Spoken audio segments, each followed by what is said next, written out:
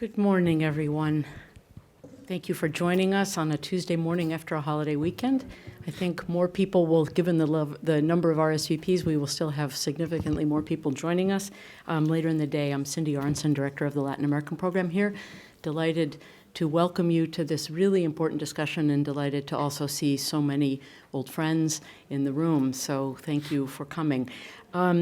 This is an extremely important report and an extremely important time for democratic governance in the entire region of the Americas.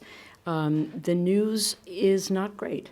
And Liz and Noam, who have been issuing these America's Barometers reports for well over 2 decades, starting back with Mitch at Vanderbilt, have been able to chronicle the ups and downs, mostly the downs, and also, and I know this is not a precise term in terms of polling, but it's the way I as a layperson understand it, the way that the decline is correlated with specific issues like having been the victim of a crime or having been asked to pay a bribe. And I as I'm sure they're going to expand upon, probably the best piece of news from this is the connection between social media use and support for democracy, which in a way is counterintuitive, but gives me hope that for the younger generation, we may have some positive news to look forward to. There are bios outside. For those of you who are joining us via the webcast, they are on our webpage, wilsoncenter.org, so I'd like to not spend a lot of time going into that, but it is my pleasure to welcome John Barsa with us this morning, the Assistant Administrator for USAID's Bureau for Latin America and the Caribbean. John, the last time I had to do that in Spanish, we just said that you were the Máximo Jefe, you know. It's truly a pleasure to have you back, and I think it shows USAID's interest in supporting democratic governance and the way it has partnered with Vanderbilt and LAPOP over these many years. We also have lujo of commentators, Tom Carruthers, if there is one person, I think, in the scholarly world whose works are known with understanding democracy not only in Latin America but worldwide. It is Tom, and so it's truly a pleasure to have you here with us. Betilde, also wonderful to have you, many years at the OAS as the Director of Social Inclusion, but in your PhD work you also have focused a lot on these issues of governance. So John, in addition to being the Assistant Administrator for USAID, you've spent many years at DHS, working in fact with our own Director, Jane Harmon. You have been involved in campaigns to combat human trafficking. You worked closely with John Kelly and had many years on the Hill and also with the Special Forces. So we are really welcoming a very distinguished public servant to this event to offer some opening remarks. Thank you very much for joining us.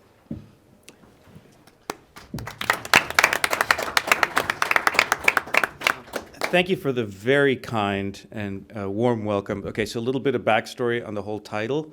I'm the Assistant Administrator. So in Spanish, it's Administrador Adjunto.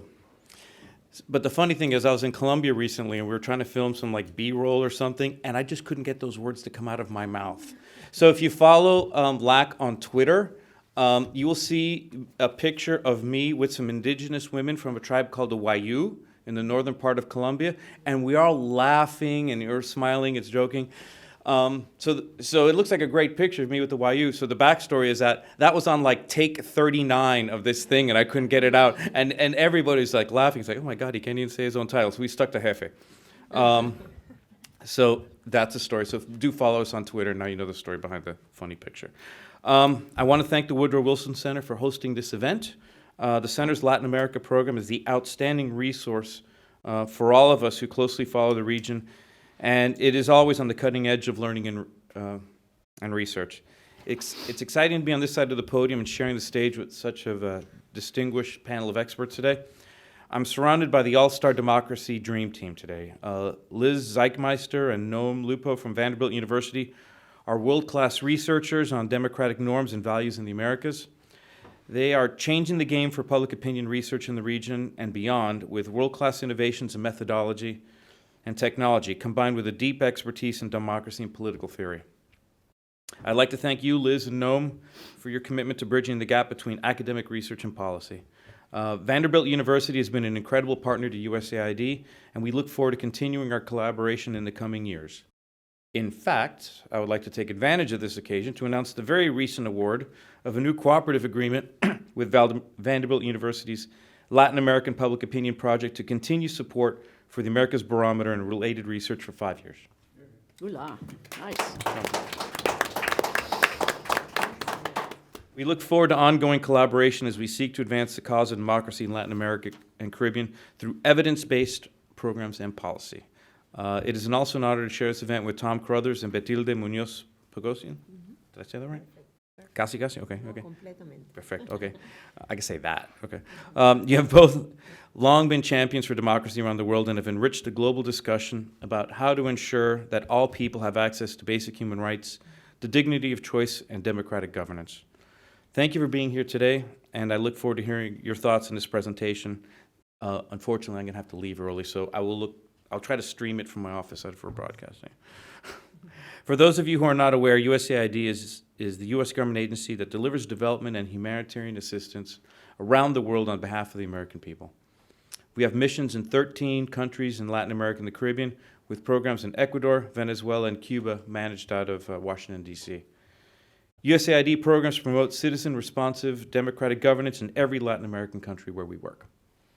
Citizen-responsive democracy promotion is part of USAID's DNA, and in fact began with the origins of the agency in 1961 when President Kennedy created USAID and declared our national obligation as, quote unquote, as the single largest counter to the adversaries of freedom, close quote, in the world. Research, data, and evidence are a vital part of USAID's approach to promoting democratic governance and to development in general. I'm a big believer in metrics, and evidence-based policies and programs are the best shot we've got as a development agency at leveraging our limited assistance dollars for life-changing impacts. It's one thing to have gut feelings and ideas about where things should go. It's the other thing to have the data to back it up. So how as decision makers within government and outside of government, those working on different policies, how can you best decide what you're doing if not for objective data to tell you exactly how the state of play, to best inform your decisions on funding operations. What do we say, LA Pop? La Pop? Okay. La Pop's America's Barometer emerged from decades of pioneering survey research by Mitchell Seligson, who founded both La Pop's Research Lab and the America's Barometer Regional Survey, hosted and supported by Vanderbilt University. USAID is proud to have supported America's Barometer Survey and related research since 2004, and we continue to find insights into democratic attitudes, norms, and perceptions to be a valuable investment. I myself, this morning, looking at the report, found some other data that was very useful for me in upcoming engagements in Capitol Hill in terms of Latin America. Again, nobody can argue that the data isn't valuable. So we're so blessed to have this product here to provide that data. In addition to USAID, other institutions have contributed to the project over the years. Such partners include the Inter-American Development Bank, the World Bank, the Universidad de los Andes, and many more. Today, the Americas Barometer regularly surveys over 20 countries in the Americas biannually, creating a comprehensive, comparative portrait of the region that is made possible by the multi-partner nature of the project. LAPOP and the Americas Barometer are trailblazers on the frontier of survey methodology. For example, through the Americas Barometer, LAPOP introduced the sophisticated use of electronic devices, phones, tablets, for data collection in Latin America and the Caribbean. LAPOP recently introduced a state-of-the-art quality control program that creates an unprecedented ability to track response rates, monitor interview quality, and detect and prevent fraud in data collection. LAPOP is a model for survey organizations throughout the LAC region and other regional barometers, including the Arab Barometer and Afro Barometer, and work for the U.S. Department of State, Pew Research, and others. Every year, Vanderbilt's LAPOP sets the bar higher for data quality and relevance, and every year they sail right over that bar and set a new standard. The impact that the Americas Barometer has had over time is phenomenal. Here are a few of accomplishments I'm particularly impressed with. The project has published approximately 400 policy briefs and nearly 200 book-length reports. Over 300 doctoral dissertations have been written using the data, and each year approximately 250 new scholarly publications appear that use the project data. The project data have informed police reform in Guyana, anti-corruption efforts in Paraguay, electoral reform in Peru, and have formed the basis for many other policy discussions and decisions on issues related to democratic governance across the Americas. The research carried out by LAPOP truly represents a public good. The data sets and reports from the Americas Barometer are made freely available and are widely used by researchers around the world. In any given year, project data sets are downloaded over 20,000 times. The Americas Barometer is also an important resource with USAID and other donors as we build country strategies and programs. From the Americas Barometer, we learn about what accounts for gender gaps in political engagement, where vote buying is more likely to occur, what factors influence emigration, and under what circumstances the public is more likely to hold officials accountable for corruption. The Americas Barometer is a vital tool for achieving our vision of working with our partners to form a hemisphere of freedom. USAID is extremely proud to be a supporter of this work, and we're very excited to share the results of the 2019 Americas Barometer with you today. We look forward to a continued partnership that promotes smart policies and effective programs through rigorous data, learning, and research. Thank you so much for all you do. I am so proud to be with an organization that's a partnership with you for at least another 5 years. And thank you so much for your time. All right.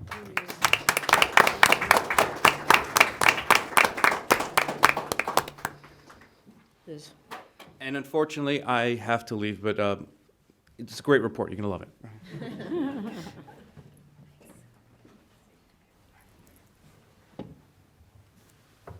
Great. Thank you so much, John, for those just generous comments. And thank you, Cindy, and thanks to our team for having us here today. Thank you all for being here. I'm just pleased to be here today to talk about the Americas Barometer project and also to mark the occasion of the release of the latest data sets. So on our website, for those tuning in online, all of the data sets from this round of the Americas Barometer are available for free public download.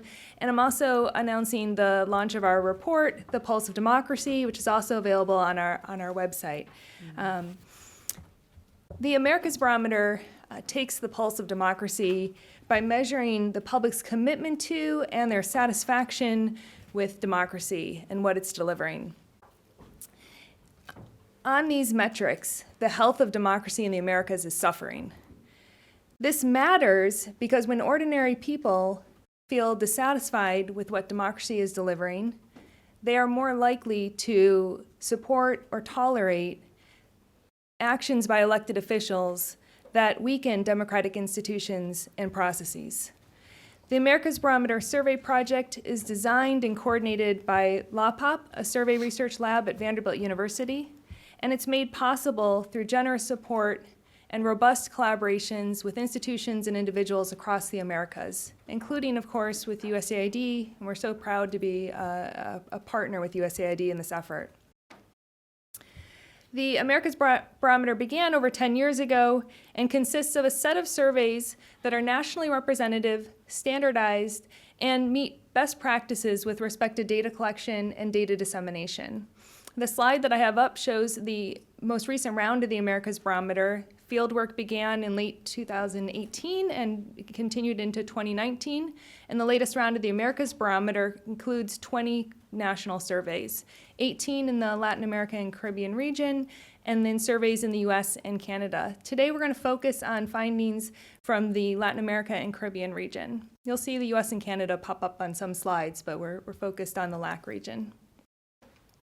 The presentation outline is this. It's 3 parts. I'm going to talk about declines in support for democracy across a number of indicators.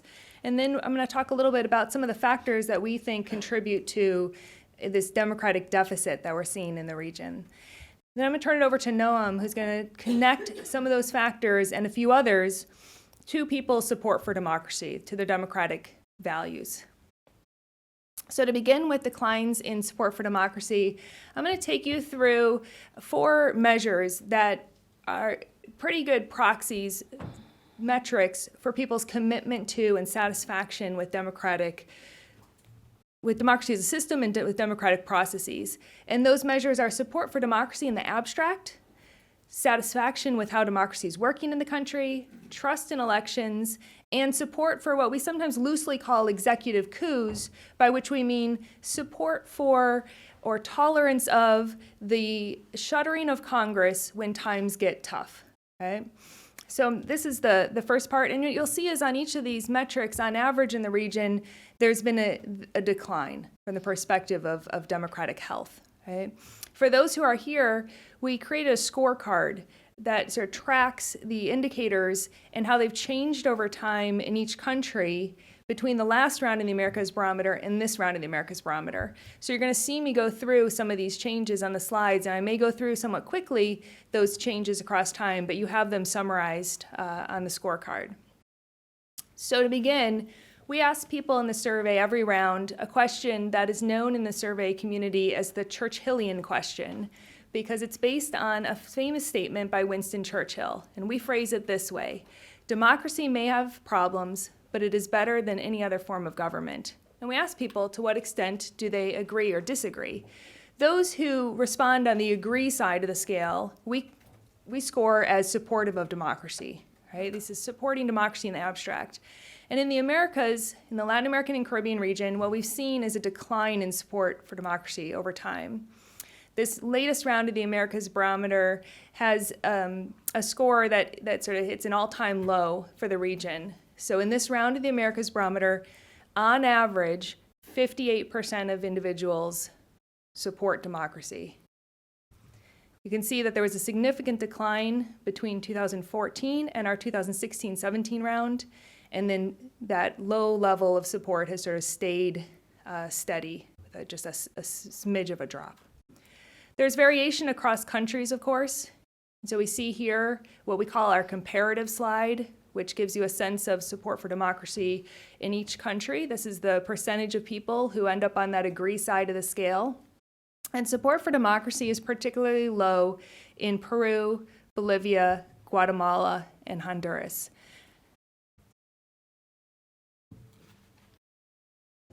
In each of those four countries, fewer than 1 out of 2 adults expresses support for democracy. We also detect some important shifts over time in countries, and there's variation here too. So in some countries, support for democracy has increased.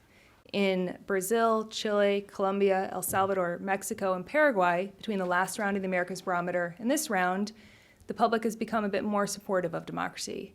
And the trend has been in the opposite direction in Argentina, Bolivia, Jamaica, Honduras, Nicaragua, Panama, and Uruguay. So how about satisfaction with democracy? Satisfaction with democracy has declined since 2010 in the region. We know this because we asked people just very directly, to what extent are you satisfied with how democracy is working in this country? And those who respond that they're very satisfied or satisfied, we code as satisfied with democracy. You can see that about 40% of people, 2 out of every 5 adults, is satisfied with how democracy is working in the country. And of course, it's the part that's omitted there that's important. So 3 out of 5 adults are not satisfied with how democracy is working in their country, on average in the Latin American and Caribbean region. Of course, there's variation across countries. And what you can see here at the top is Canada. That's for those in the back, that's the country that's sort of popping out there, where an overwhelming majority is satisfied with how democracy works in the country. And at the bottom, you'll see Jamaica, Colombia, Peru, and Panama, where fewer than 1/3 of the public is satisfied with how democracy is working in the country. When we look across time between the last round and this round of the survey, we see increases in Brazil, Chile, Mexico, and Paraguay, and decreases in more countries, in Argentina, Bolivia, Costa Rica, Ecuador, El Salvador, Nicaragua, Panama, and Uruguay. The third measure that we have for support for democracy is trust in elections. And trust in elections has also been on the decline in the LAC region. You can see that in 2012, when we asked the question, about 46% of people agreed with or express trust in elections. The question just asks people, to what extent do they trust elections in the country? And those who express agreement or express trust are coded as trusting. In 2012, about 46% of people reported that they trust elections, and in 2018-19, that percentage is 38. Trust in elections is highest in Uruguay in the Latin American Caribbean region. Canada's right up there too when we look at the Americas as a whole, and it's lowest in Honduras, which may not be surprising to those who are following the news in Honduras. Our survey was conducted in 2018, which followed an election that was marred by controversy and unrest in that country. In terms of cross-time changes, we see increases again in Brazil, Chile, Colombia, and Mexico. We're going to try to make some sense of that in the last part of this presentation. We also see decreases in far more countries than we see increases in trust in election. So here we see decreases in Bolivia, Costa Rica, the Dominican Republic, Ecuador, Guatemala, Honduras, Nicaragua, Panama, Peru, and Uruguay. The last measure is a question that asks people about whether or not in times of crisis, when conditions are difficult, is it ever justifiable for the president of the country to dissolve Congress and govern without Congress, right? So it's a hypothetical. We're not asking people whether or not they support dissolving Congress today. We're asking them hypothetically, when times are tough, is it justifiable for the president to unilaterally close Congress, right? We think this gives us an indicator of people's commitment to core democratic values and core democratic institutions. Even when times are bad, should Congress stay or should Congress go? Should this important institution stay or go? And what we see is an increase in tolerance for this notion of allowing the executive to dissolve Congress in tough times. And so in 2018-19, about 24% of individuals, of adults across the region, across the LAC region, support or tolerate that type of maneuver. That number masks a lot of variation across countries and also masks a really interesting result in the case of Peru. So the country that you see at the top of the comparative chart here is Peru. In Peru, in this round, about almost 60% of individuals expressed some belief that in tough times it's justifiable for the president to dissolve Congress. And for those who have been following the news, you can understand that this was a pretty good harbinger of what was to come. The survey was conducted in Peru in the first part of this year, and just recently the president made a move in this direction. May not be an unconstitutional move, that's debated, but certainly the public had an appetite for this pretty radical move. And we can see, in fact, that appetite had been on the rise in Peru. So here I'm just going to dive very quickly into the case of Peru and show you some data from just this country over time on this indicator. So this slide is showing you the percentage of people in Peru from 2010 to the latest round of the survey, 2018-19, in this case it was 2019, who agree with the notion that in tough times it's justifiable for the executive to shutter Congress.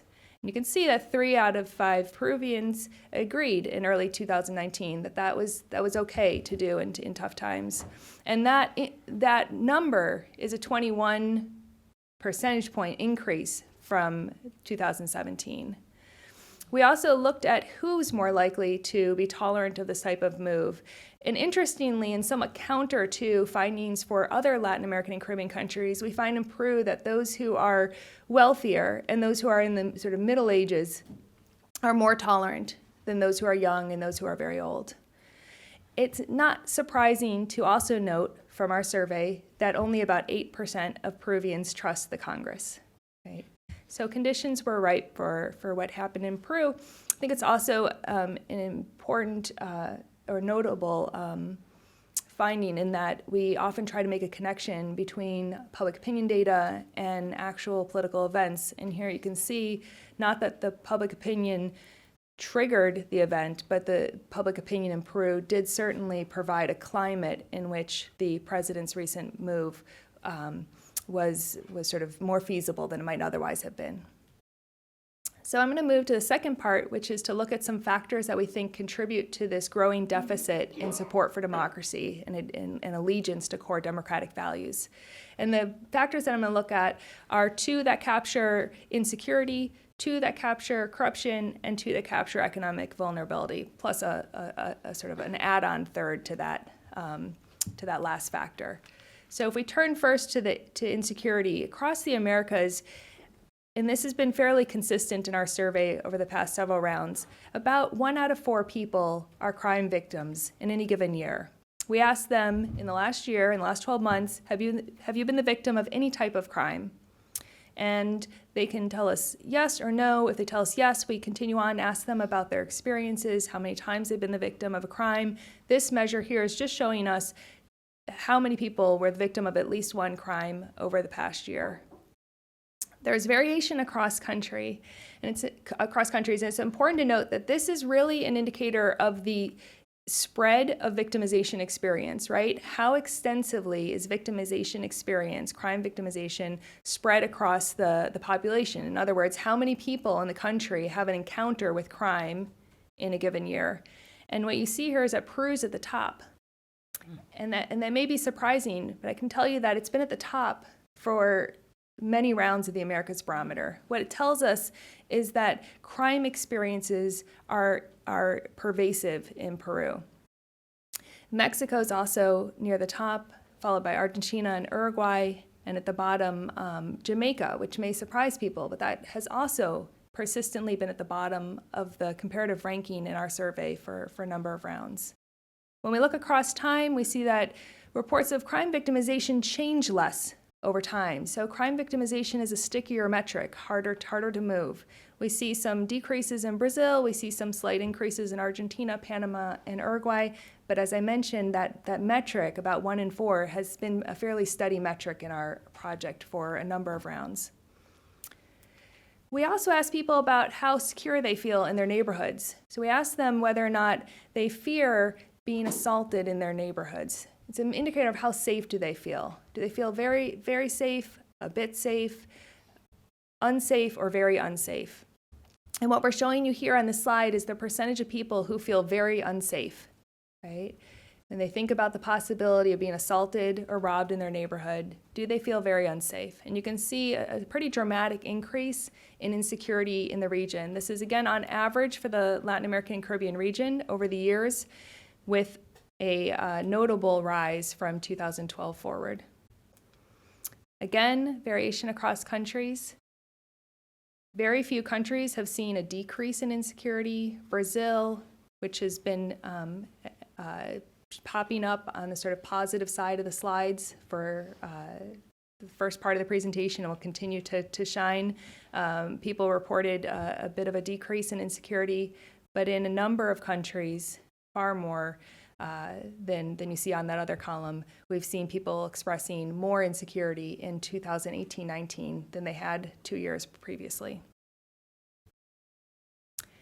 We asked people about their experiences with corruption, and we also asked them about their perceptions of corruption. So that mirrors what we're doing with crime and insecurity. We asked people about their crime victimization experiences, and then we asked them about their perceptions of security. In this case, we also ask about their experiences with corruption, with bribe solicitation, and then their perceptions of corruption. So beginning with corruption victimization, we measure this through a series of questions that ask people about their experiences with bribe solicitation. And we ask them whether or not they've been asked for a bribe in any number of different circumstances, and they're listed here on the slide. And then we take those responses and we create a metric that is coded as 1 if you've been asked for a bribe at any point in the past year, and 0 otherwise. So you may have been asked for a bribe once, you may have been asked for a bribe a number of times. Either way, you're scored as having been victimized by corruption in the past year. So what does this look like? This has also been a very sticky metric. So just like crime victimization is held fairly steady over the years, bribe solicitation is held fairly steady. It dropped slightly between the last round and the most recent round on average in the region, But the drop is slight, and you can see that the overall pattern is one of stickiness. Right? There's significant variation, though, in people's bribe experiences across countries.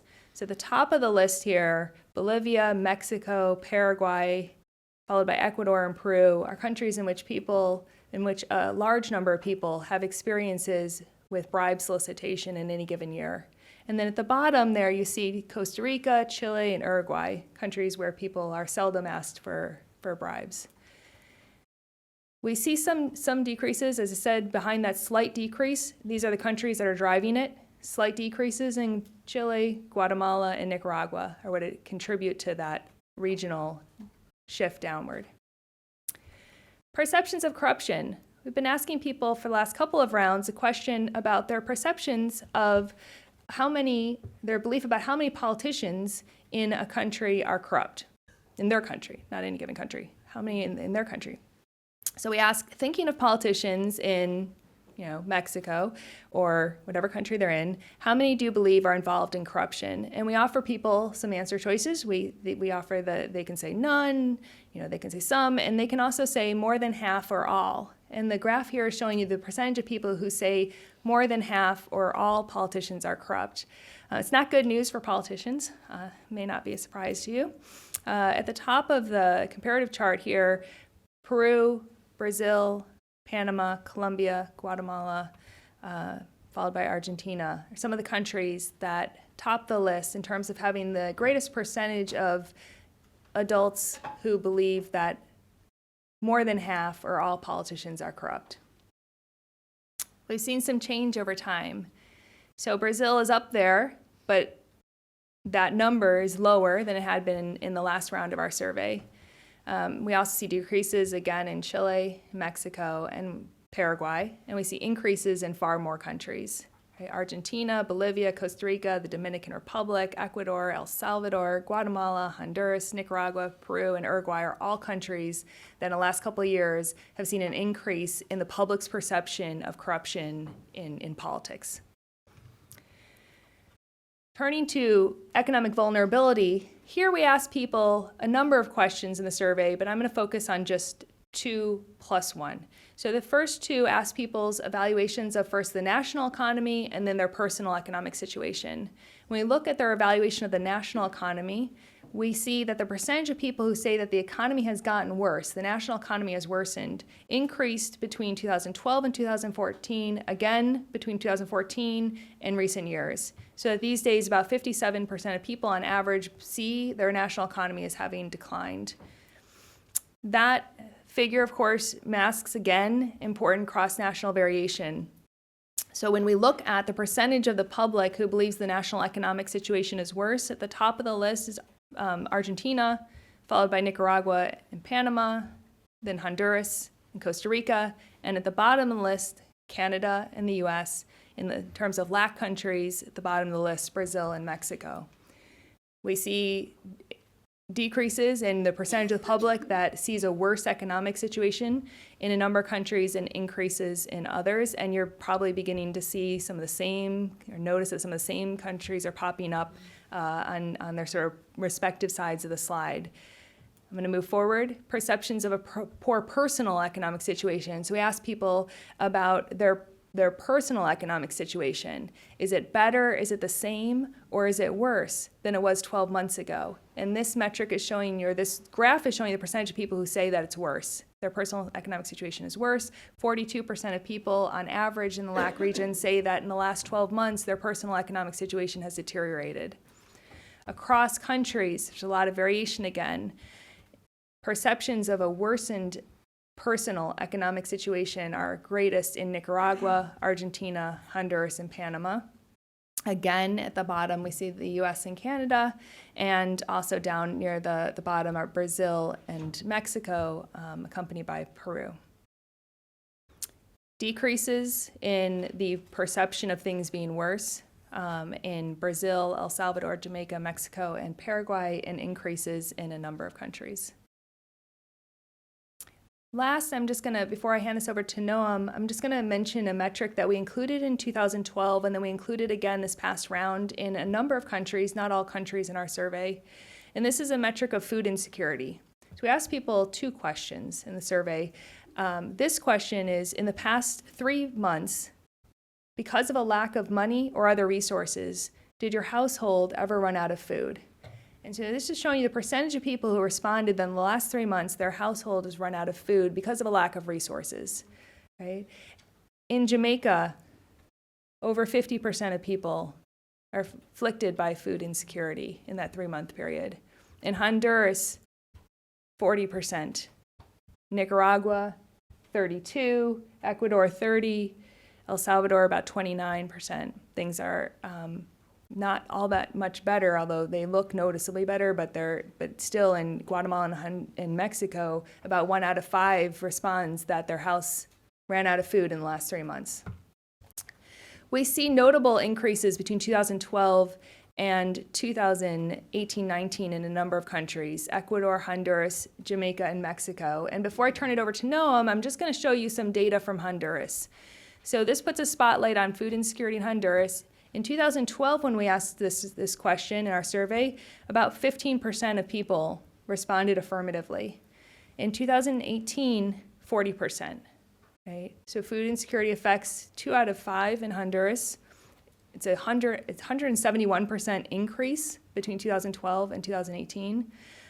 People who are older, people who are poorer, and those with children under 13 living in their home are more likely to experience food insecurity. And we also can see a connection between food insecurity and intentions to emigrate, right?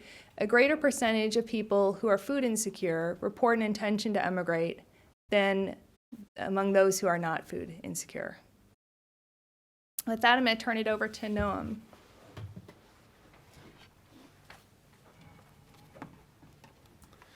So Liz has presented the sort of decline in support for democracy and satisfaction with democracy that we see across the region, and then also a number of indicators, other kinds of indicators of declines in personal experiences or worsening personal experiences. And so in this final part, what I want to do is sort of bring those 2 things together and tell you a little bit about how we think about this.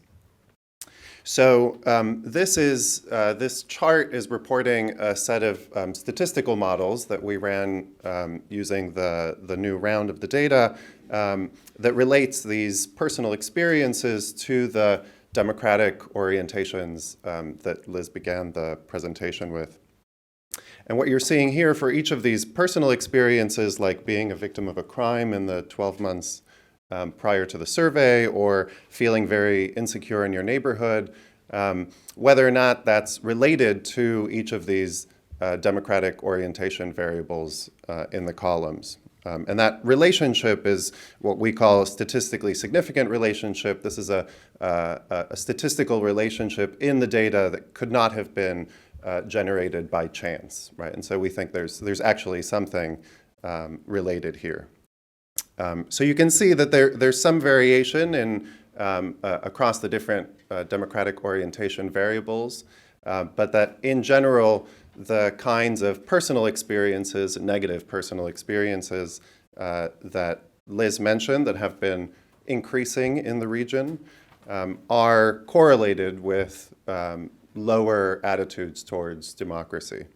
So when people are asked to pay a bribe, they have less support for democracy, less satisfaction with how democracy works in their country, lower levels of trust in elections, and higher levels of tolerance or lower intolerance for the executive shutting down Congress, right? And the same with worsening perceptions of a worsening economic situation, crime victimization, and insecurity as well.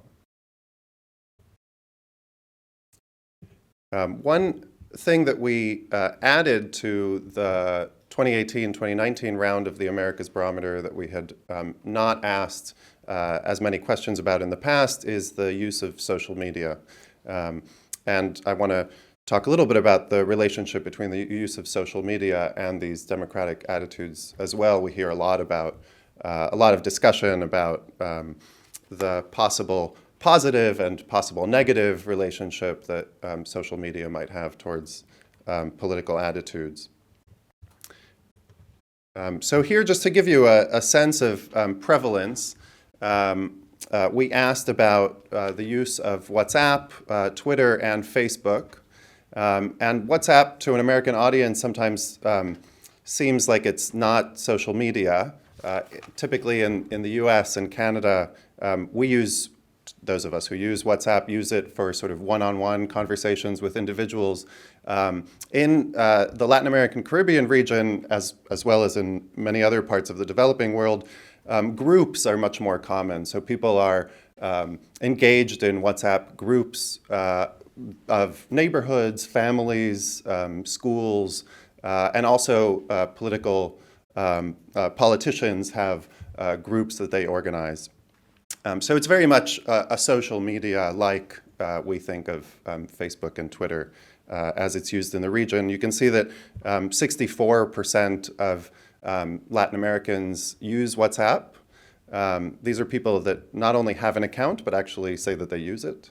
About 8% use Twitter, and 56% use Facebook. And you can see in the Venn diagram that there's a lot of people who use one social media platform also use other social media platforms, and there's a lot of overlap between Facebook and WhatsApp. So what's the relationship between people who use social media and these democratic attitudes that we began with? So we also asked people how frequently they use each one of these social media platforms.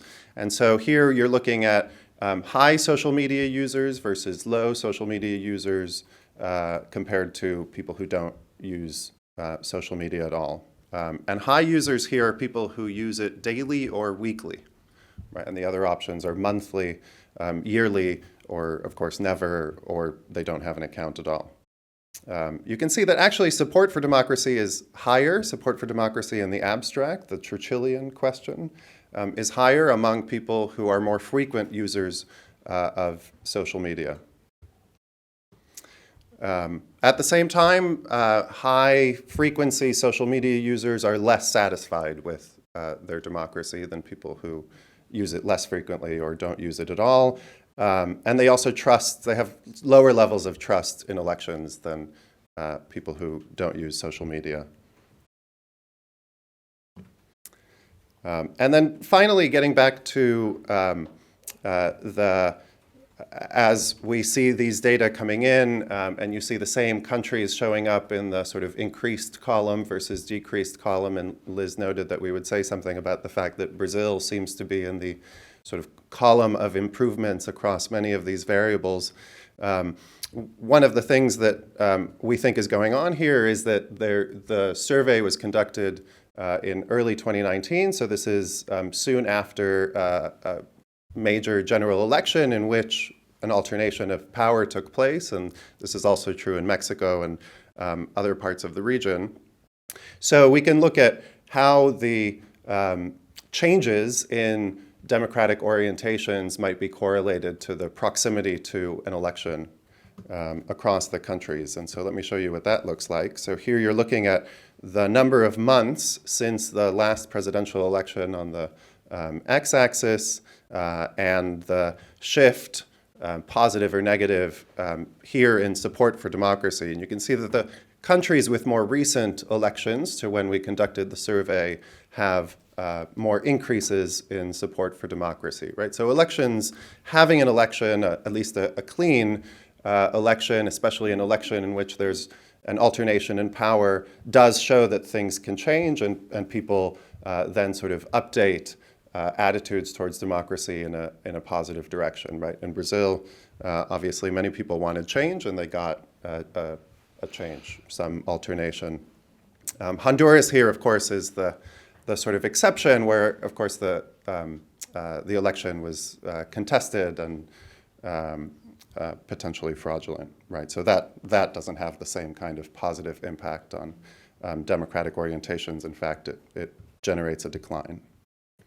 You see the same pattern with satisfaction with democracy. So in the countries where elections were more recent, we see higher increases in satisfaction with democracy and trust in elections, right? So the closer we are to an election, the more increase there is in trust in elections. And you see, again, Mexico, Brazil, Colombia at the top of the increases.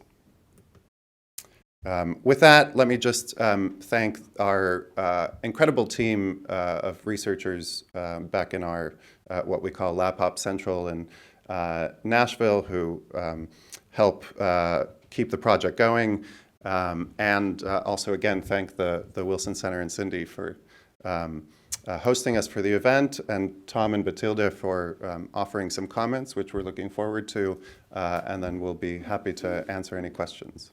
Great. Thanks.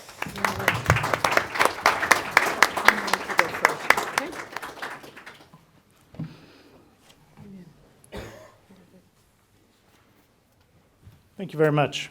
It's always a great pleasure to be back at the Wilson Center. I was a guest scholar here many years ago and wrote most of my first book, which was on democracy in Latin America, here at the Wilson Center. So it's a special pleasure to be here.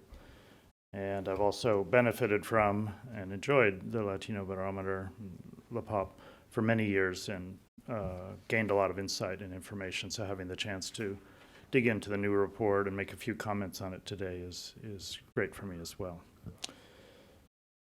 I'm here a bit in the role of somebody who looks at democracy across all different parts of the world. So what I want to do is provide a few comparative perspectives on the state of democracy globally and where Latin America fits into that. It's the case because I move among different regions whenever I'm in a room full of regional specialists. I'm always struck by how it's hard to see out sometimes of the house you live in and to see how your own region looks from other parts of the world, what's similar, what's different. In general, what we're facing in the world is what is commonly called a crisis of democracy, which is a general sense that there's something Larry Diamond has called a global recession of democracy, and that in this century, after the last 2 decades in the 80s and 90s of expansion of democracy in the first 2 decades of this century, instead what we've seen is a plateauing or even a recession of democracy. And there seem to be several different sort of elements of that. Let me mention 4. The first is that in developing countries or post-communist countries where you had transitions to democracy and you have a fair amount of pluralism, pluralistic governments are not doing very well in providing what citizens want. They are engaged in systemic corruption in many cases. There's a certain fecklessness of service delivery and inability to represent citizens' interests very well, and other things that lead to a lot of citizen anger and in some cases regression of democratic norms. Second, in a number of countries that have dominant party systems, like South Africa, for example, where one party has been in power for more than 20 years, there's not much sign of alternation of power. Many dominant parties in the world are tightening their grip, again, through state capture, but also through manipulation of elections and a wisening up about how to use electoral processes for the sake of strangling the democratic system slowly but surely. Turkey is another example of such a country. Poland might be one today, although we're not sure where it's going yet. A third category is that authoritarian regimes, those that survived the third wave of democracy, have surprised people by proving more resilient. And there is many autocracies that we thought were on the ropes in the 90s today are assertive, appear to be self-confident, acting across borders more actively, and showing no signs of going away for the most part. And then a fourth feature of this global crisis of democracy is that the zone of countries that we thought was safe, the established democracies of the West, are not looking so safe. They're showing signs of democratic discontent, regression of norms, and things that I don't need to detail standing here in Washington. And so what you have is the zone of countries that we thought was ultimately the most secure, looking much shakier than we thought it was. So when you put that together, problems of pluralism, problems of dominant party regimes, resilience of authoritarianism, and shakiness of the established zone of democracies. That's what leads to this generalized sense that we have a crisis of democracy. Now, the big question that people are posing is, are we at a very negative tipping point or not? There's a really good debate in the Journal of Democracy that I commend to you about 3 years ago between an article by Larry Diamond, which presented the negative view, saying we're at a negative tipping point and we are sliding off a cliff into something much worse, versus a view by Steve Levitsky and Lucan Wei, University of Toronto, saying actually the numbers don't show that. We're at a plateau. We are in an extended plateau of the last 15 years in which actually the total number of democracies in the world is holding constant, and we're not at a negative tipping point. That's the big debate that's going on internationally. It's an interesting one, and it's complex. And turning to Latin America, that's the question for Latin America. In the last 20 years in Latin America, we've seen democracy in a sort of plateaued phase in which it's hanging in there after the gains of the 1980s and 90s. It's not advancing in the ways that people hoped, yet it hasn't fallen off a cliff. In most cases, there isn't a lot of, systemic regression, although there's some. And the real question is, is this report tell us the plateau is continuing, or does this report tell us, watch out, we look like we're going into a negative tipping point? And it's you can read it with either lens and find some support for that. And I read it carefully with sort of good news glasses, bad news glasses, and you can pick out some of both in it. Compared to Europe, for example, the overall levels of satisfaction with democracy and systemic support are not that different if you take Europe as a whole, including Central and Eastern Europe, Southeastern Europe, and so forth. Compared to Africa, on the whole, it's not all that different. So Latin America doesn't jump out as a region where the yellow light or red light is flashing of citizens giving up on democracy, but the yellow light is kind of on in lots of regions of citizens starting to decline in their support. Let me just mention before I want to present a couple of analytic puzzles that struck me. Stepping back and looking at Latin America, what's distinctive about Latin American politics compared to other regions? A lot is the same, and we could go on about a lot of the challenges are the same. Here are 5 characteristics that are distinctive about Latin America that you don't find in most other regions. Most other regions of the developing or post-communist world, not comparing it to the Western established democracies. The first is Latin America has a lot of alternation of power. The big drama in Africa, for example, is alternation of power is very difficult because you have weak states that are usually deeply captured and people don't want to give them up, and it's very hard to have alternation of power. Alternation of power is almost non-existent in the Middle East. It's tough in a lot of parts of Asia. Latin America is full of alternation of power. Argentina may have a troubled democracy, but it continues to alternate power back and forth, as is the case with many other Latin American democracies. A second characteristic feature, again, Latin Americans sort of take this for granted because it's the air you breathe in the region. Latin America has seen in the last 20 years some significant efforts to carry out leftist redistribution, economic and related political projects. That actually isn't occurring much else in the world. It's hard to find a Bolivarian revolution in other parts of the world.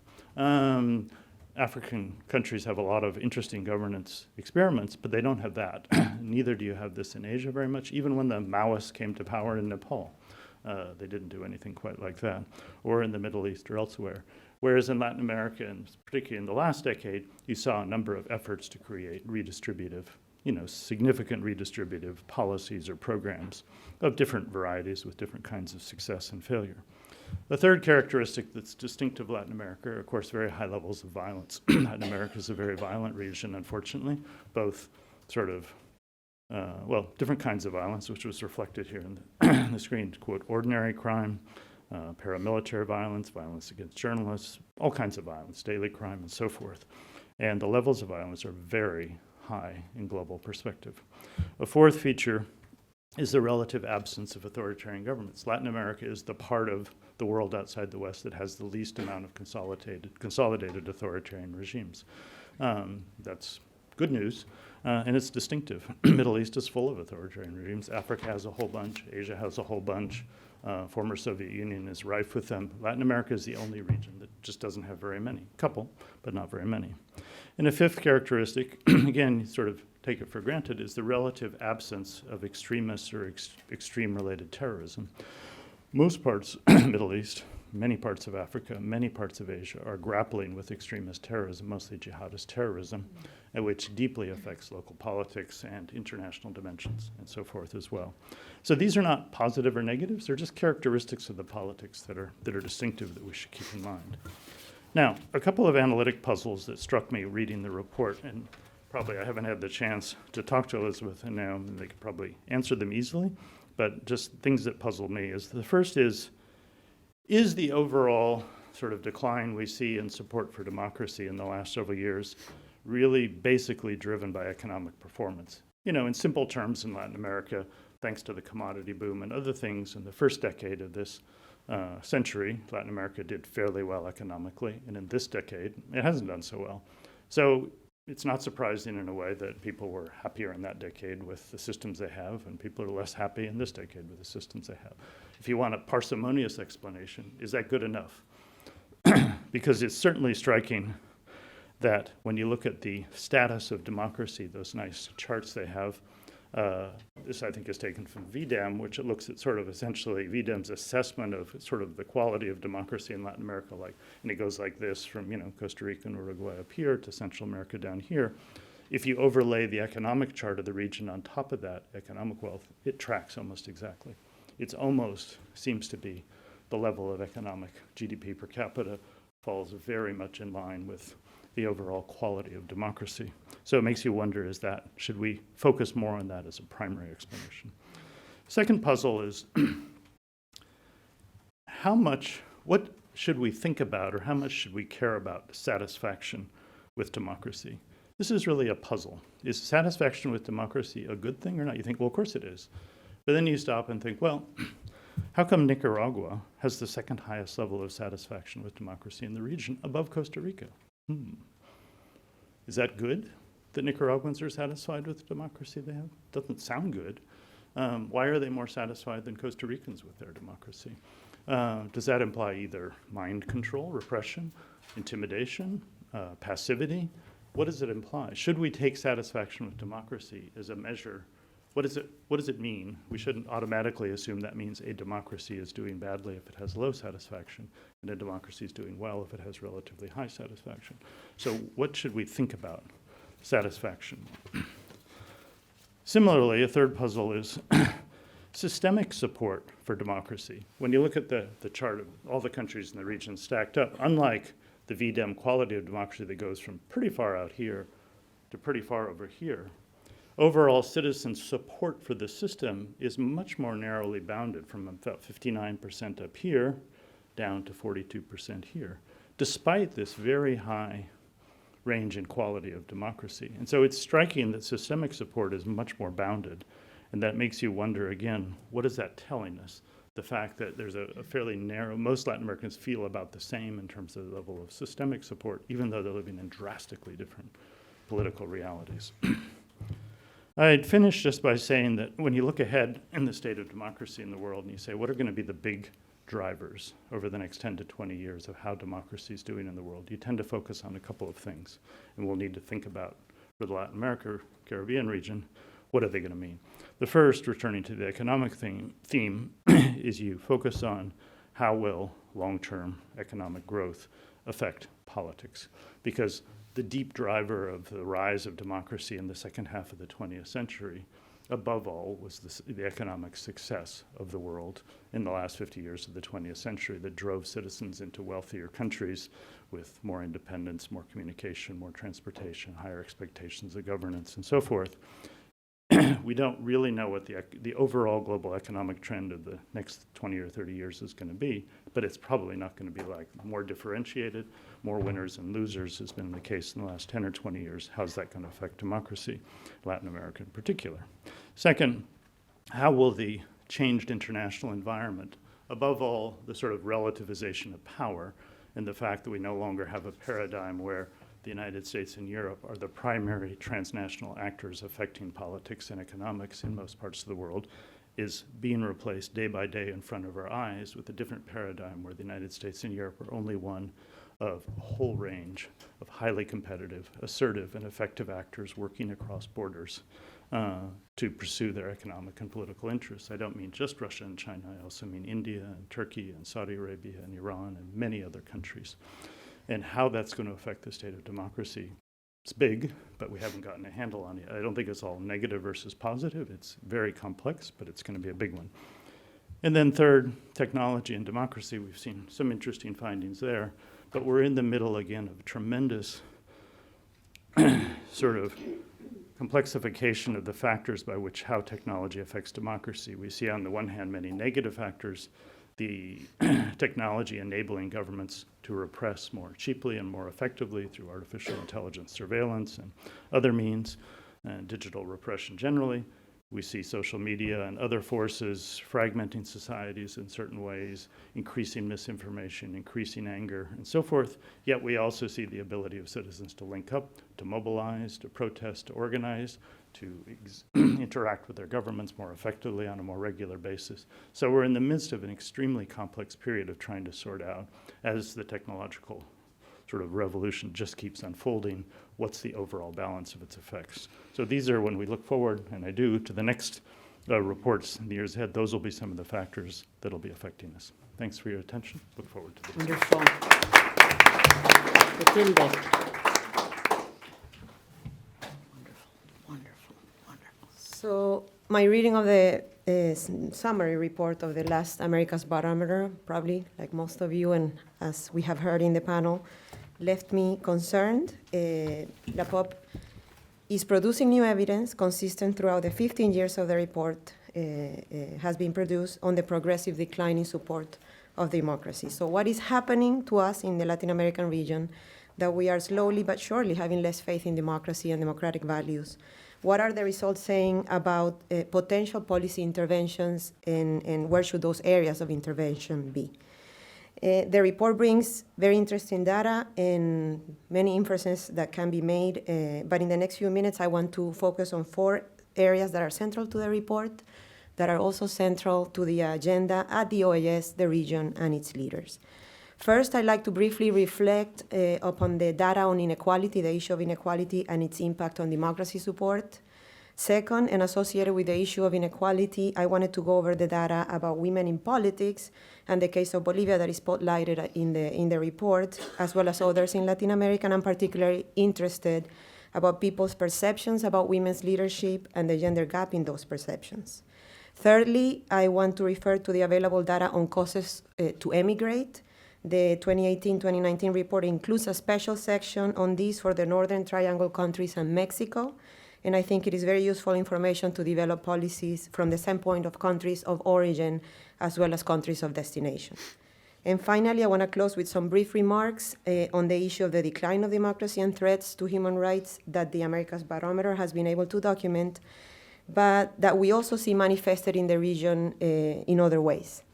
And I want to close on a positive note, inspired, to use a term from Secretary General Almagro, his piece on entitled Defending Democracy and Human Rights in the Western Hemisphere that was recently published by PRISM at the National Defense University.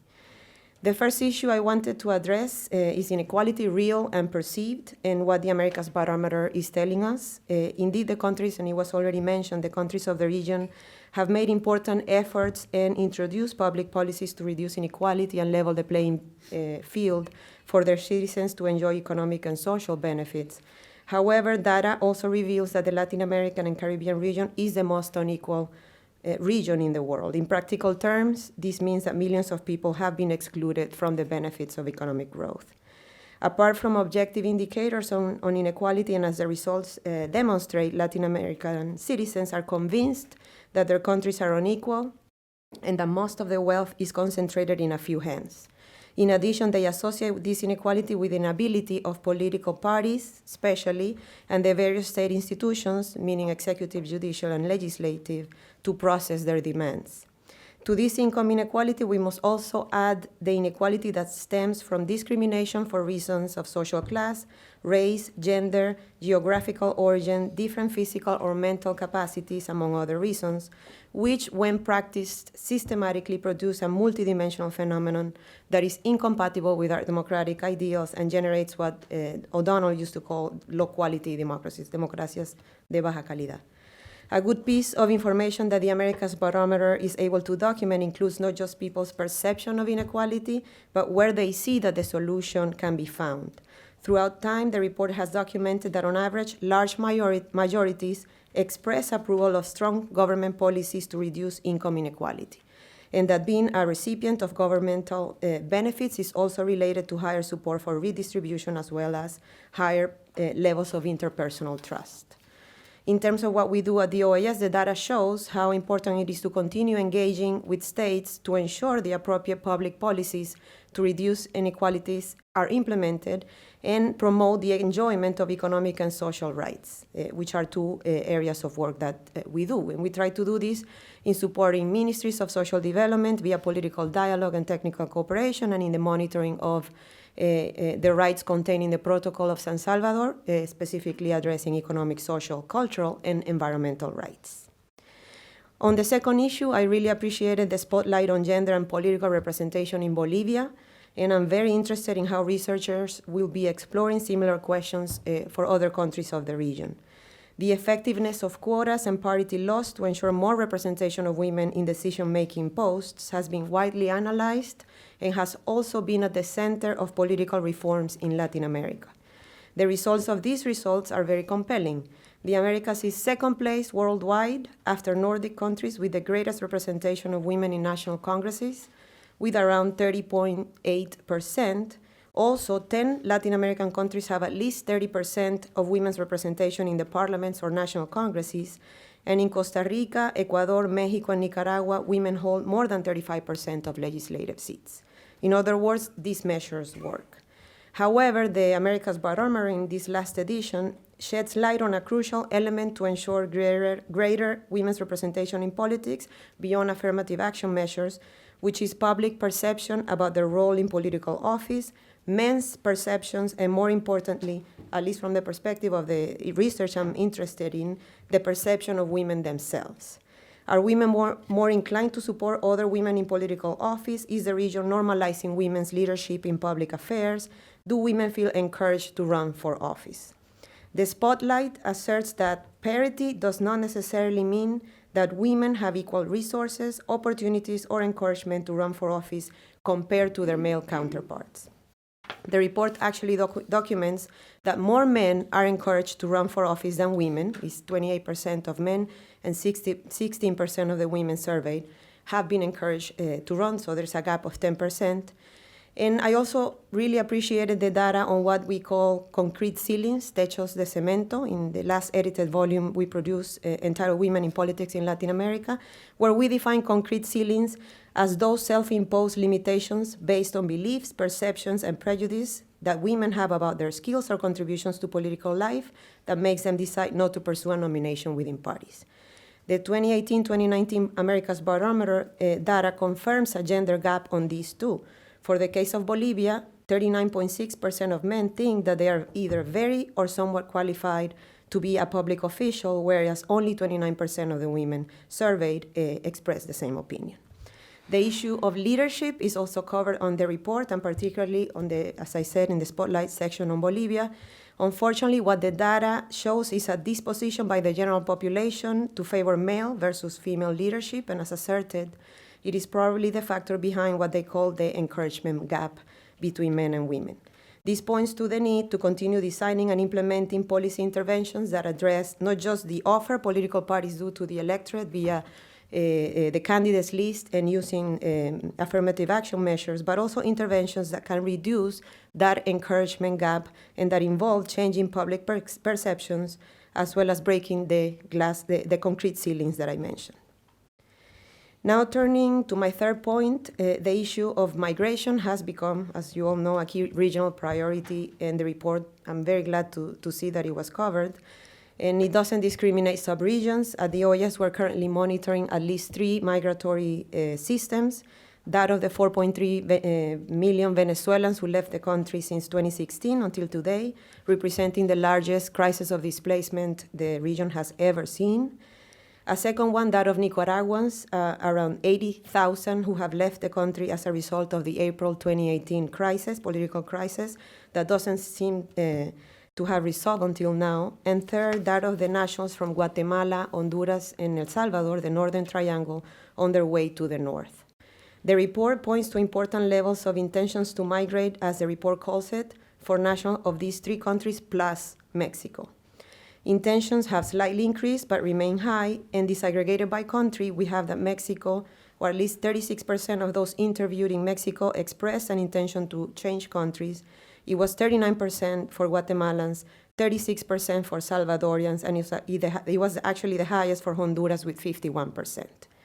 In terms of the reasons for the move for these countries, there are 10 covered in the report, but there are less that are common to the 4 countries, and these include having ties to the United States, mainly probably family ties, being food insecure, as Elizabeth mentioned earlier, and third, being unemployed or seeking works. And in terms of the profile, being a man and young are also probable indicators for immigration in these 4 countries. This is, again, very useful to develop policies to address the root causes of migration. In other words, economic opportunities and food security have to be areas that must be covering any policy intervention seeking to reduce migration. The issue of having been a victim of a crime, recruited, or at risk of being recruited by gangs and of bribes are also good indicators for migration. And at the OAS, we understand that the current flows of human mobility experienced in the region requires an integrated and coordinated response. So this data is useful to advance in this subject. Finally, I want to briefly share my concern on the decline in people's satisfaction with democracy and how tolerant we are becoming of alternative forms, in other words, less democratic forms, to distribute power in society, often going against democratic principles and the key tenets of democratic rule. The report is documenting growing disregard for the rule of law, greater support for authoritarian tendencies, populism, violence, and acceptance for less checks and balances, among others. We heard additional data today that is found in the report on these worrisome tendencies, so I will not go into depth, but I want to close on a positive note, referring to the SG's view on democracy, which I share, and this is how we operate at the OAS, that I think should serve as our mantra in our work on democracy promotion. First, democracy is not dying, it is alive. For better or worse, it is moving forward. And understanding what the challenges are, and this data shows us, that are actually inherent to democratic life will allow us to address the challenges. Second, democracy cannot succeed by inertia. Preserving democracy, maintaining satisfaction requires never-ending democratic actions and behaviors from all sectors of society. Third, democracy is not perfect. However, it is important to act as if something like that is possible. And to get to perfection or close to it requires constant and continuous work. To implement these, as I said, never-ending democratic actions and behaviors to promote democracy and to maintain the constant, continuous work to get close to a perfect democracy, data like the one presented in the AmericasBarometer is highly relevant and useful. Only with that reliable information will be ready to implement effective policies that can help us preserve democracy in our region. So in closing, I want to really celebrate those 2 key points that I wanted to make. The insight on the use of the AmericasBarometer data to assess country progress on the Sustainable Development Goals. For us at the OAS, we're always trying to find ways to support member states in terms of assessing progress in their goals, and this was actually a very interesting way to get to that evaluation of progress. And I was sad to see that this year it was decided not to conduct a survey in Venezuela due to safety reasons, so I hope soon enough we can have all this valuable information on Venezuela and Venezuelans' perceptions so that we can design effective policies for the reconstruction phase. And finally, just thank the Wilson Center for hosting this conversation, and Noam and Elizabeth for the invitation, for thinking of me and the OAS to comment on the report, and I'm very happy and honored to have joined my friend Cindy Arson at her Casa Institucional here at the Wilson Center. So thank you very much. Wonderful.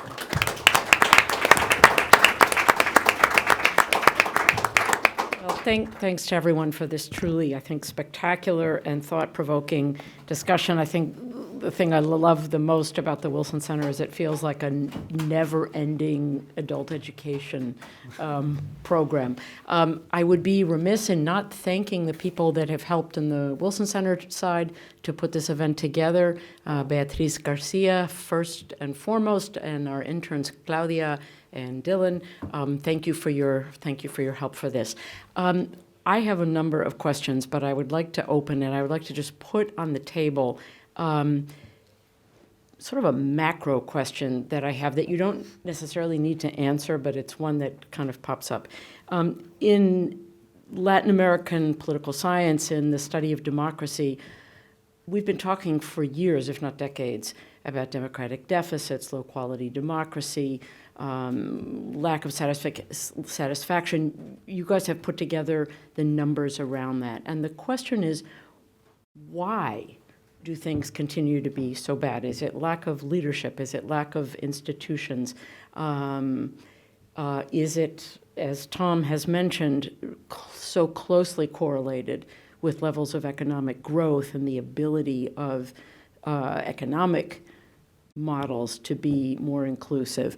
Anyway, I have those questions because these are not new issues, and what are people doing right or wrong in terms of where we stand? It's also very curious to see a country like Brazil, where I think one of the dominant readings of Bolsonaro's election is that is a step backward for democracy, but to see, perhaps because of the proximity of the electoral process, increases in satisfaction. So there's a lot in Nicaragua, another case in point, lots of ways to try to interpret and unpack this data.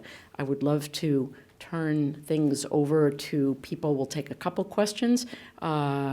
Please wait for the microphone, identify yourself, and short comments, okay, but let's try to ask questions. Let's start here in the middle of the table, right here. Hi, I'm Christina Ewig. I'm a fellow here at the Wilson Center. Thank you for your presentations. I have a question related to the causality behind the findings that you have, and it makes total sense that security, corruption, economic satisfaction would lead to some of the results that you see, the declining trust in democracy. What's out of the picture is two of the things that Batika mentioned. The inequality in the last decade, you did see in the most unequal region of the world a movement of the needle towards less inequality, right? And we've seen dramatic increases in terms of democratic inclusion, especially with regard to women in politics, but also other groups as well. And those things one would think would counteract, right? And so in thinking about those things, I found the results surprising. And I'm wondering, to what degree are these other measures really counteracting it? Especially, to me, it seems like the Odebrecht corruption scandals may be upping that corruption piece much more in terms of the effects on counterbalancing. So I wanted your thoughts on inclusion and inequality and corruption. Sure. The person right next to you, right here. Thank you. My name is Cecilia Zapella-Killen. I'm with the International City and County Managers Association. We are just finishing a 10-year municipal strengthening project focused on crime and violence prevention, and we're doing a whole 10-year review and looking at data. So one quick question is, to what extent is it possible to extract municipal level data? But the thing that strikes me, though, in looking at political legitimacy, that maybe can be extracted from your data, but maybe needs to be considered under the next award, is the fact that local government is highly correlated, strongly correlated, trust in local government, or support for local government, I think it was the word, with support for democracy, support for the system.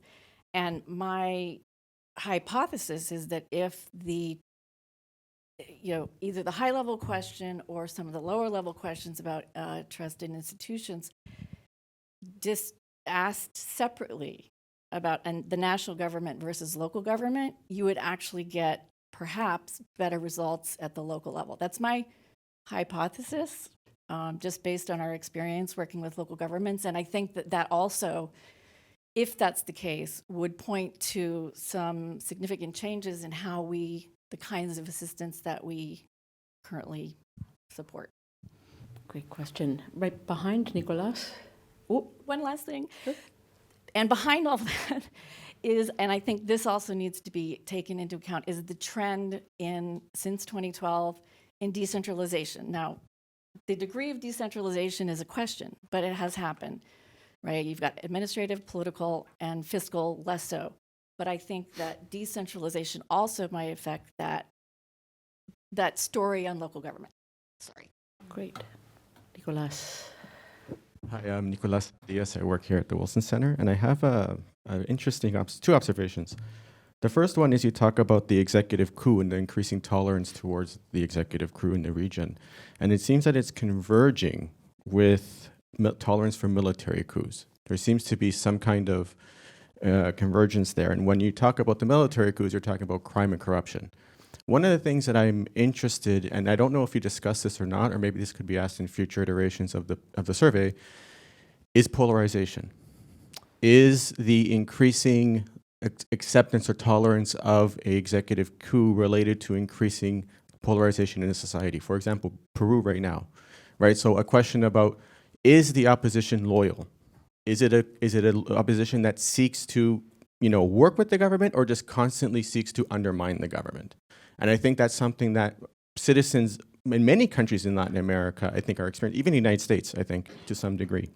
The other thing, observation I made was in regard to your social media piece. So one of the things that you noted there was that there's this really strange paradox, which is the people who use social media a lot support democracy. But then at the same time, those same people have less faith in the actual operation of said democracy. That's strange. That doesn't really make any sense. I'm not denying the data. So what I'm trying to articulate or question is, what is your possible hypothesis regarding that? Is it fake news, for example? And do you have any questions for your future, or any proposed questions for your future surveys that can start to address the causality or the relationship between those two variables? Thank you. Great. Let's take those three, and then we'll come back to this side of the room. Who wants to begin? Wow. First, let me just say thank you so much to Tom and to Matilde for just terrific comments and great questions, too. So obviously, we can't address them all. The data set can address some of them.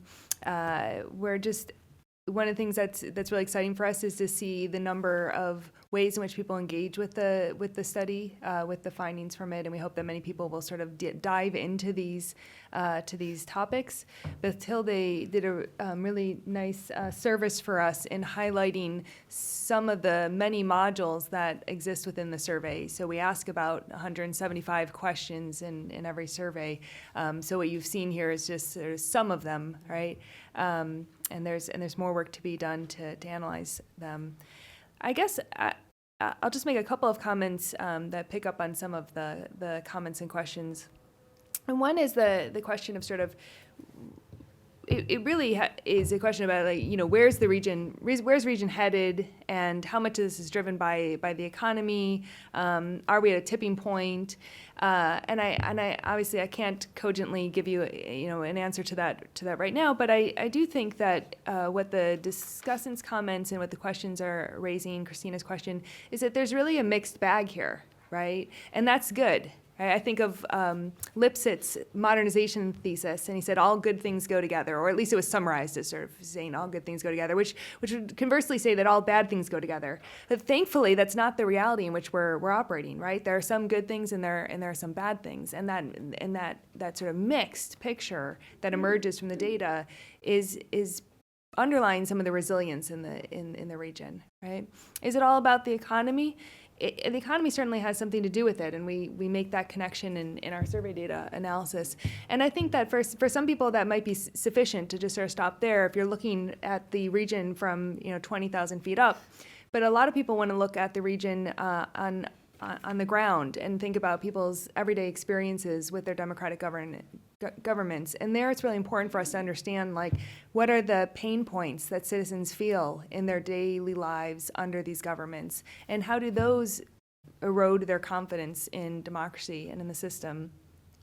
One of the things that I often bring to mind when I look at support for democracy in the Latin American and Caribbean region is the fact that the system of democracy in the region is relatively new, at least comparatively new, comparatively younger than in its current iteration than the democracy that we're sort of housed under here in the U.S.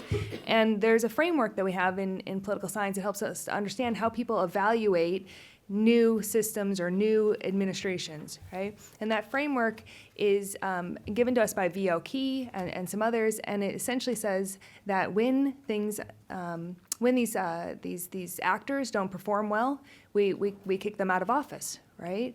There are many ways that the same thesis has been asserted. There's sort of it's the economy stupid, which goes back to which was who? Which was Clinton. Clinton's, but his Carville, right? That we need to think about performance and how it affects people's support for the incumbent administration. And that's a thesis that's been longstanding in political science, but what we can think about in Latin America is maybe we need to reconceptualize the administration as not just those who are sitting in elected office today, but the system itself, right? So when people see that the system is not delivering, they treat the system like it's the incumbent, and they say, look, this system's not performing well. So I think that model that we have in political science, it tells us that when systems, when actors, when institutions don't deliver, people look for an alternative. I think we see that in playing out in some of the opinion dynamics in the region. There's so much more there, but let me let you say a few words and then we reopen it. Sure. I just wanted to maybe highlight a couple of things. One sort of broad thing to say is that, over the next probably year or so, we'll be sort of digging deeper into the data ourselves. And for those of you who aren't already subscribed, we have a series of reports that we short reports that we release called Insights. And I expect, we'll address many of these things in the sort of coming months in those sort of smaller reports. One of those that we've sort of been talking about is polarization. A presentation that we did on the results in Brazil showed increasing polarization since the last round. So now people who, it used to be, and consistently throughout the history of the AmericasBarometer, people who place themselves on the left, center, and right sort of move together in support for democracy and a variety of other attitudes. And only since the last round has there been a divergence. So now there's this kind of partisanship or polarization, and that I think is something that we'll probably look at going forward. But certainly, the data are available for doing that. Another thing that we have looked at that we didn't present is we have a series of questions about trust in the U.S. government and trust in China, and this is something that Tom raised.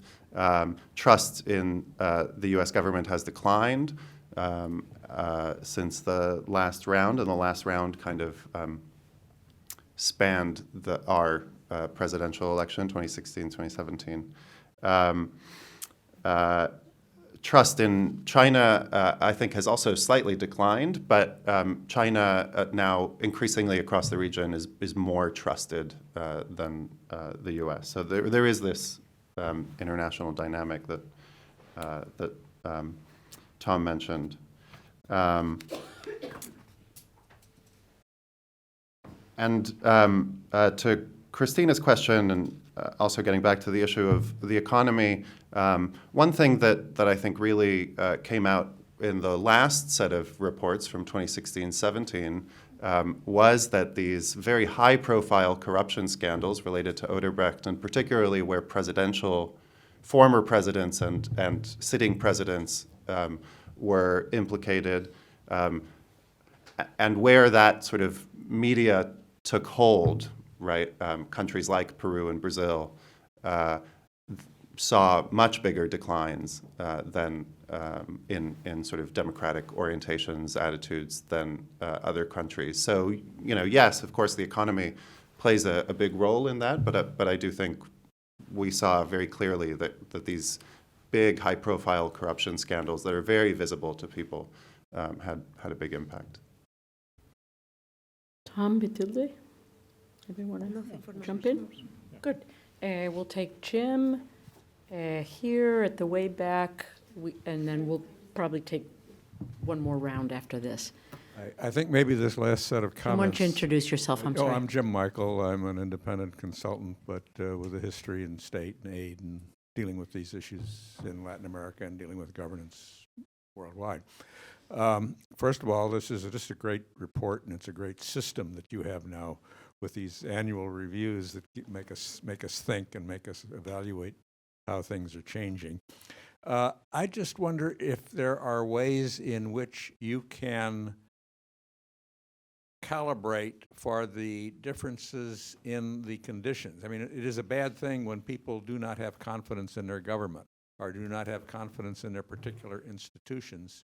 But that is a part, as you say, where some institutions don't behave well. And so when you have a Peru where you have the Congress opposing the president's effort at reform, there is maybe some tolerance for the president's efforts to fight with the Congress. Whereas in Costa Rica, it's pretty respectable to be a member of the legislature, and so you don't have the same quite situation. And I just wonder, how do you deal with those facts that you have very different country situations in which these judgments are being made? And it seems to me part of the answer is what you said, that people can look at a bad performing institution and then they are dissatisfied with the system because the institutions are not performing well. And it's not that there's something wrong with the public attitudes, that there's something wrong with the institutions that the public has rightly identified. But can you tinker with this to the extent that it takes into account differences in country reality? All the way at the top of that table, right here. Yes, thank you. Hello, my name is Camilla Bogdan. I'm a Woodrow Wilson Fellow, and I was wondering if you could include in your findings or in your analysis the respect of human rights in those countries, the impact of human rights in decreasing the crime victimization and the access of justice when those human rights are infringed. Because you mentioned the case of Oberdett, Lava Jato, Petrobras, and we all know that Sergio Moro, the judge who solved the case, is a national hero in Brazil. And I was wondering, in terms of rule of law, if you could analyze those access to fairer trial and the way that those high-profile corruption cases are handled might contribute to the impact in those democratic societies. Thank you very much. I think there was one over. Yes, this. Thanks, everyone, for this great panel. I'm Marianne Jimenez. I'm from the University of Oxford. The first thing I looked at when I opened the report was to check whether Venezuela was in there, because I'm about to submit my dissertation, and I was hoping to get some meat for my conclusions. I obviously understand why it's not possible to collect data on Venezuela, but I think that, and I'm with Batika on this, that it would be great for us to have data on Venezuela, because otherwise it will be way more excluded from the analysis, particularly on democracy. And if there is a transition at some point, it will be essential to see where people are standing. Now, because I study oppositions, I wonder to what extent we do need to raise more questions and ask people how they feel about the opposition. Also following up on what Nicolas was saying.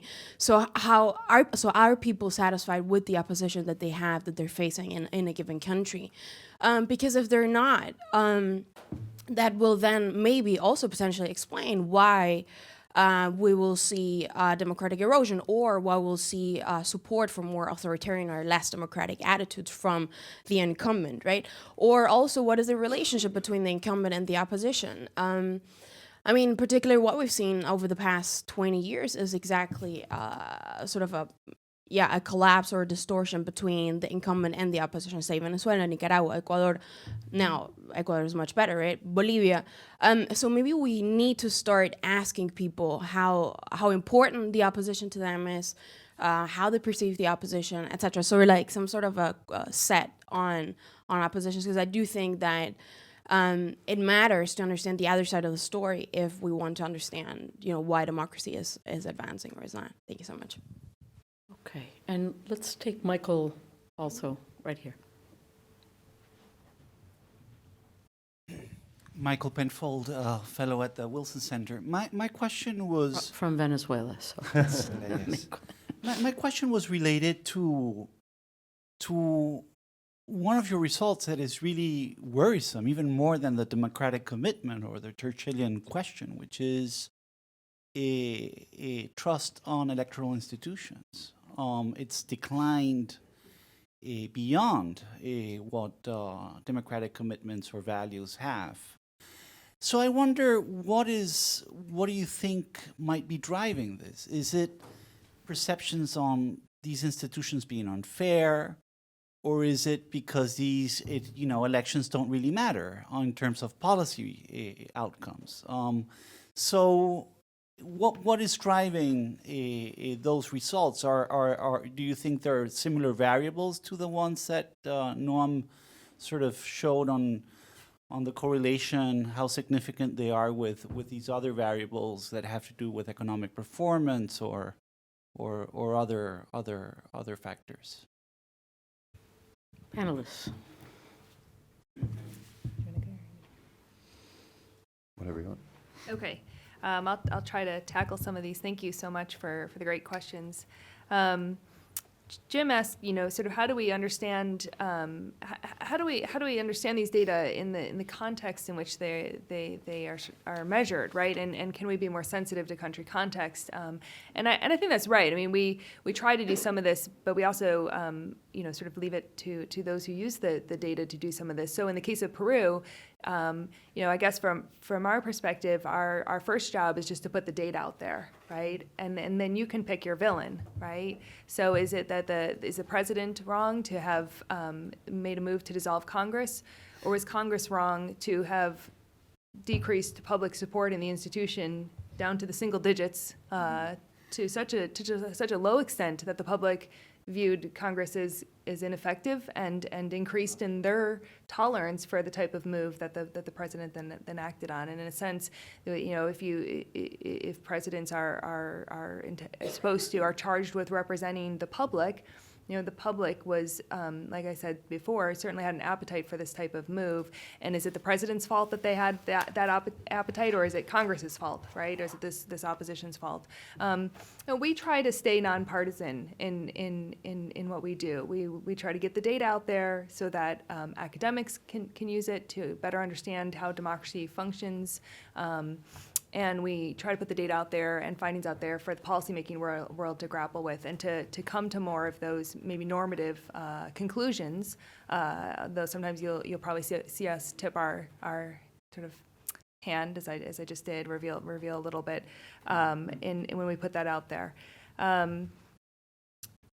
The question about sort of respect for human rights and access to fair trials, I think that's really important. It ties back to Batilde's comment, which is that in our conversation here today, in our presentation, we didn't really touch on the many questions in the survey that asked people about their perceptions of the extent to which basic rights are protected, the extent to which the judicial system works and guarantees fair trials.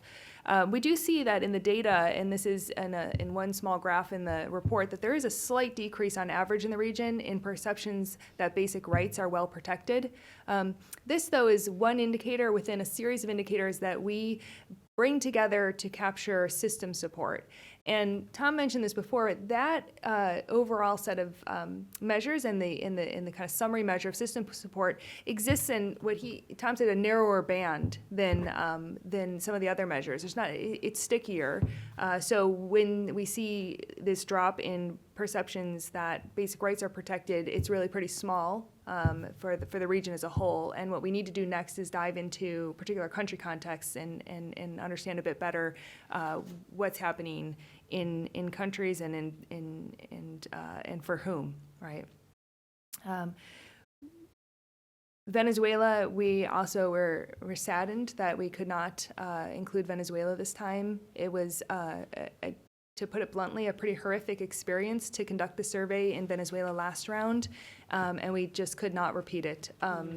We hope to work there again, but the situation on the ground is so fraught, as you all know. It makes the risk to the interviewers far more elevated than we're comfortable with, and it also makes data collection particularly tricky. It increases incentives to fabricate data. We saw this in the last round, but we were able to find the fraudulent data, remove it from the data set before we concluded the study, and replace it. And what that meant was that fieldwork in Venezuela was drawn out over a period of months rather than the standard sort of 8 weeks that we take to conduct a national survey. So we need things to improve in Venezuela before we'll be comfortable going back in on the ground. Although that said, we're going to look into other means of getting data out of Venezuela. We know it's important to people, and so we're working on it. Let me stop there and let Noam say a few words. I just wanted to, I guess I would add, Michael, to your question about trust in elections. I think there's lots of factors. I have looked, and this goes back to one of Batilda's comments about representation and gender representation, trust in elections. So there is an element of supply that, the types of choices that people are provided with. And it is the case that countries with higher levels of women in office have higher levels of trust in elections. But these are the kinds of things that, at the end of the day, we only have 20 countries to work with, and that, become a little bit harder. But it does seem to be an element. And of course, perceptions of, the extent of fraud, and it looks like actual alternation, right? Seeing your candidate, finally win an election after some amount of time also, increases that trust in elections. And of course, there is some partisanship and polarization. In the U.S., trust in elections sort of flips, right? Once Republicans win a general election, then Democrats suddenly trust elections less. And, right? But yeah, I think all of those factors are involved. Batilde, Tom? Nothing. Okay, we have time maybe for one last question. Well, I see two hands, so let's take them both. Try to make this brief. Thank you. Thank you, and thank you very much for the organizers. Elizabeth Fox from the Pan American Development Foundation. My question is about age and generation, and I see you do have data on age, but there's no place where you kind of put it together and ask the question, what's happening in terms of trends? And I just ask the authors to comment on that, or if that's going to be another special report. It certainly goes as one of the factors, and I think it certainly is going to look at the future. Okay. And two doors down. Hi, Philip Schrafer, retired international healthcare consultant. Quick comment and a question. The comment is, I was in Kingston on business a number of years ago, and I remember there was an 18-foot fence around my hotel, and I was told not to even walk to the embassy. So anyway, I thought it would have been higher ranked on crime. The question is, why aren't you including global warming in this thing when you're monitoring people? Because, even the Chinese are racing off the edge of the earth with their magnificent efforts to control CO2 use. Final wrap up. Go ahead. Okay, the two questions, age. Yes, we asked people about their socioeconomic and demographic characteristics, so you can look at the data by a number of different subgroups. And one thing that we see, but we've seen time and time again, so I'm not sure it gets at your cohort question, is that the young tend to be less supportive of democracy, right, and across a number of indicators on average in the Latin American and Caribbean region. And what we need to do, what I haven't done, and I don't think that there's really convincing analysis out there yet, is follow cohorts, right? To see, are the young just more cavalier, right? Is this just a characteristic of being young? That you're more flippant and more willing to disregard the democratic values when responding to a survey, more willing to let your dissatisfaction seep over into those the expression of support for democracy that you give? Or are these sort of enduring kind of characteristics of cohorts? So I think we do need to do more there. On climate change or the attitudes on the environment, we do actually include some questions in the survey on people's views and concerns about climate change. We ask them whether or not climate change is a problem for the country, and we see high rates of concern across the Caribbean, across Latin America, far higher than we find in the U.S. And there are a number of different ways that we can break that down, and we've been working with those data, but of course they're available for all of you to work with as well. I'll just add on the comment about Jamaica that it's worth remembering that these are national level samples, right? And so there obviously are places, especially urban areas, right, where crime rates would be sort of much higher than the national average, and sort of the countries that pop up at the top are places where crime is more spread out, right? Because this is a measure of crime victimization, not the crime rate. Great. Liz, Noam, thank you for this once again outstanding report that gives us lots to put our hands around, teeth into. Batilde, Tom, thank you for joining us with these wonderful comments.